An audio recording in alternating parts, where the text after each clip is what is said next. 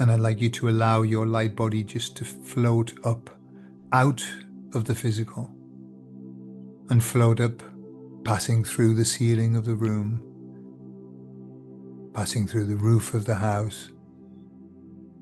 And as you look down, you see as you continue to rise up and up and up, the house getting smaller and smaller. Hello, you lovely little sparks and sparkettes of light and love. How are you doing today? Today I'm going to share with you my thoughts on the hypnotic work that I do, taking people to meet the higher self. And a session that I did with Vicky Cook. Hello, Vicky, beautiful Vicky. And I'm going to share little bits of that and also tell you what I've found over the years. I've done many of them, and what patterns I see when people talk to the higher self. I'll tell you all about it on the other side.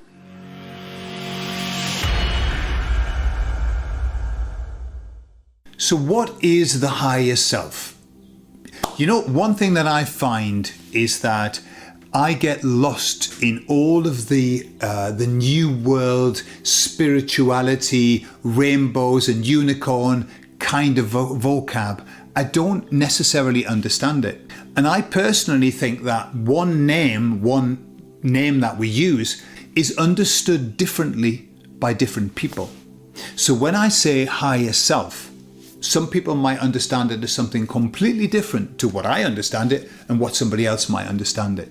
It doesn't really matter. What I would say the higher self is, based on what I've seen with all of the hypnosis that I've done with clients, is that it's a part of us that resides in another realm and that takes care of us, looks after the plan, knows everything that we have planned, but isn't allowed to get terribly involved. Often it's more than one being, very often multiple beings that are there to help. Now, I don't think that your higher self is what we would call your soul group, because I've also, had lots of experience with people meeting the soul groups. I think the higher self is something separate from that, but very often it refers to itself as we, very often in plural. We told her we would. She asked for clarity, we're giving it. Told her how to make her body feel better. We've given her tools, shown her ways, shown her how to increase her energy. I also see the higher self as like a cheerleader, and that makes it sound too glib because, to be honest, they are quite serious. They are more serious than you might imagine, the higher selves. It's just a strange thing. Very often what I find with the higher self is that they're quite, quite focused, quite serious. They're not glib, they don't tell jokes typically. I mean, sometimes, but not normally. Normally they're quite serious. They tell her all the time, that she's helping them, and she doesn't listen to them. She just listens to the bad, not the good. She's told every day by people in her life that she is helping them, and she doesn't believe that, she doesn't listen. And normally they are beings of few words. I reckon that in all of the hypnosis that I've done with people talking to the higher self, only one time have I come across a higher self it wouldn't shut up. Right? Very rare, very rare. Normally you've got to coax them to give more information. Normally you've got to drag the words out of them. And so my job as a facilitator is to try and dig away to get more information about questions that people have, just because they're very just the facts. That's what the sense that I get. And sometimes, not always, but every now and again, they can be quite stern. Can I ask you why, you know Vicky very well, why do you think it is that Vicky pays more attention to the negative comments that come away than the positive? She needs to grow up out of that. It was her childhood, it was her beliefs from childhood. what she was told. She needs to grow up out of that. She needs to come away from it. And none more so than Vicky's higher self, which is quite stern. But not stern horrible, as you've seen. It's stern loving, like a loving, stern parent. And do you know one thing that just repeats and repeats and repeats when people talk to the higher self is this. They ask a question, and very often the higher self, sounding somewhat exasperated, says, they already know this. Okay? In fact, what most people report when they have had the session, they say, but it didn't say anything that I don't already know. I get a sense as you're talking about what Vicky's going through at the moment, there's a sense of a certain frustration. Why do I get that sense that you're frustrated with what's happening with Vicky? She's scared to lose those around her, close to her. Scared to let her children go. Scared to say goodbye to her parents. But they are not here for this time. They weren't made for it. I don't think they can cope with this time. It wasn't their plan to be here at this time, the parents. They came here for a reason. They lived in a different era. They were not here for this time. It's not for them. They didn't want to stay. They're not going to stay. And sometimes people are disappointed. They expect to have something new and fresh and, wow, I didn't know that. Why would they? They wrote their own plan. The higher self's job is to help them to get through this plan. And it's constantly whispering in their ear. It's whispering in our ears constantly. The advice that we get from the higher self, we've heard it 100 times. We've said it to ourselves, I should be doing this. And so really, the higher self just is telling you what you already know. But there's something very, very powerful. There's something very beautiful about hearing it from your higher self. You can say it yourself. Your mum can tell you. But when your higher self says it, it's very impactful. Now let me tell you something else that I've discovered about the higher self. The higher self is an expert on you. Its job is to know everything about you to help you, to guide you through this matrix. But what it isn't is an expert on anything else. What I've discovered is this. If people, and I always tell my clients, please ask questions about you and your path. If you want to ask questions about another person, you've got to frame it as in, what can I do to help that person? What can I do to change that situation with that person? Don't ask about the other person. Why? What I discovered is that when people start asking about other things, about other people, about other events in the world, they start getting weird answers. Sometimes they get the answers that they want. They get told what they want to hear. But the gut feel that I have is that those answers are not to be trusted. The higher self's job is to be the expert on you, not on anything else. And what happens is this is what I discovered when I started to do idiomotor signaling and talk to my body wisdom, talk to my unconscious mind, and talk to my higher self with this. I would ask stupid questions. I would ask my unconscious mind to do stupid things, that to change, to make me younger, make me 20 years younger. And it would say, yes, I'll do that. And it didn't happen.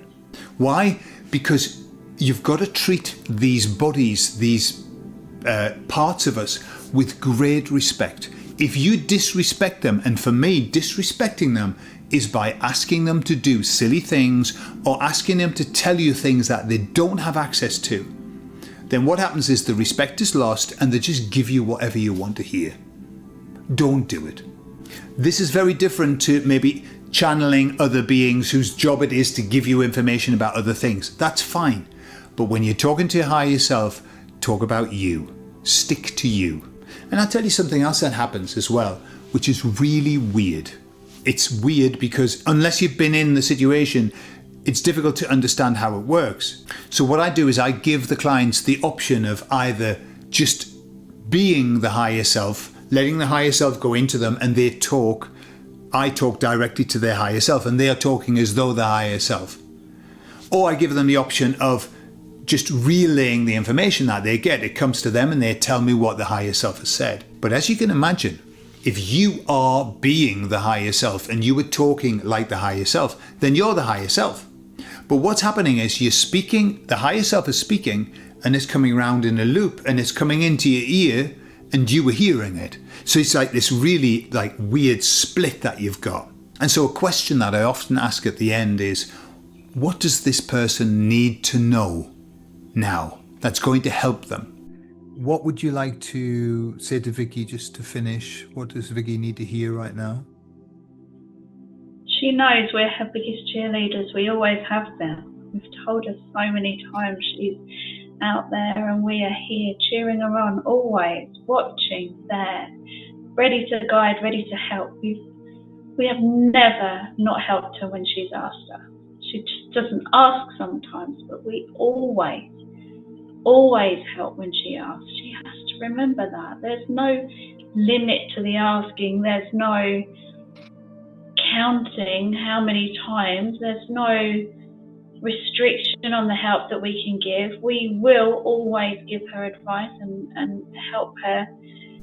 And very often, the higher self then gives them some beautiful words of encouragement, some absolutely glorious things that they need to hear that will help them to carry on.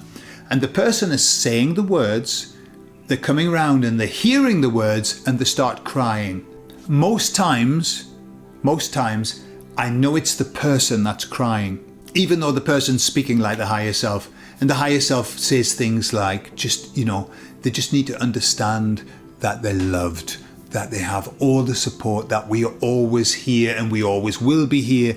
And the person's saying it and they start getting emotional. And afterwards they say, that was really weird because I'm talking like the higher self, but it was making me cry. Why did that happen? And that's because even though you're talking like the higher self, you know that you're you. In hypnosis, you're not in a weird place. I mean, it's altered. It's an altered state of awareness, but you know that you're you, but the words just flow. And then sometimes I think that it's the higher self crying as well. Because often I get the sense that there's this massive amount of compassion that the higher self feels for us being here in this place, having to suffer all of this and put up with this and be frustrated and sad and disappointed. And sometimes I think that the higher self is very sad for us. Or it certainly feels compassion. Not sad, but compassion. The other thing that I find with the higher self, talking to the higher self, is that once you've opened the channel, then their communication becomes far more so easy to hear. And I hear a lot of people after they've opened up this channel that they start saying that they're connecting with the higher self a lot more. They go off into the countryside and they just chat and they're having a conversation.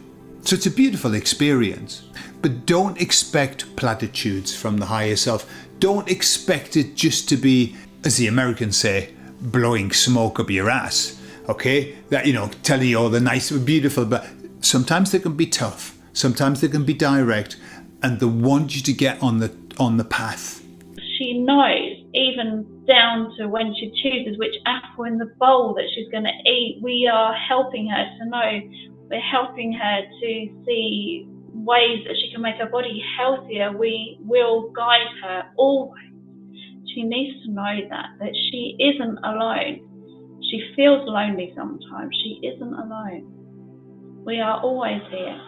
That's what we're here for. We're her cheerleaders, her gang. We are there. And whatever you think you're going to hear from the higher self, you already know it, right? Very rarely does somebody go, wow, well, I didn't know that. Typically, they know everything.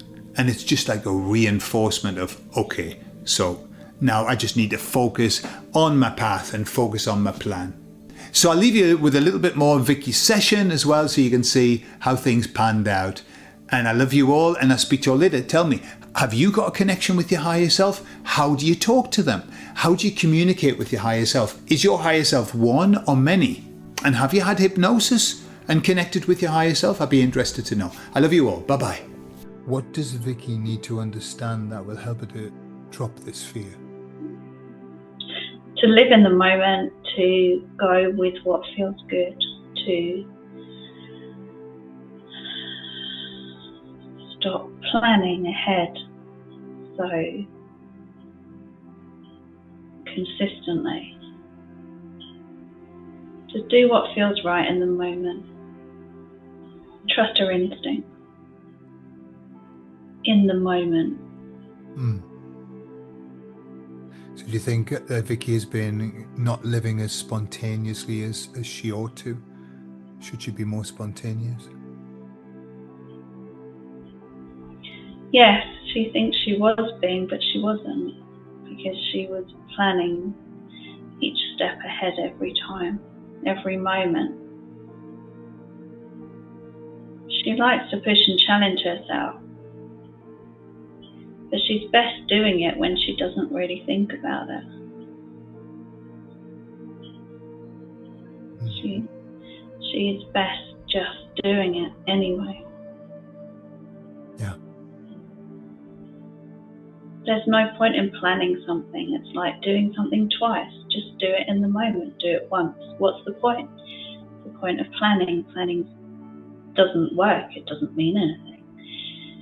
It's not doing it. So what's the point? Do what's happening in the moment. Do what feels right in that moment. Any moment something can feel right, do it. If it feels wrong, don't do it. It might feel like it would be right in the future. It's not necessarily going to be right in the future. It is what feels right in that time. Things can change. Do what feels right in the moment. In the moment, the instinct. Trust it. Trust your gut.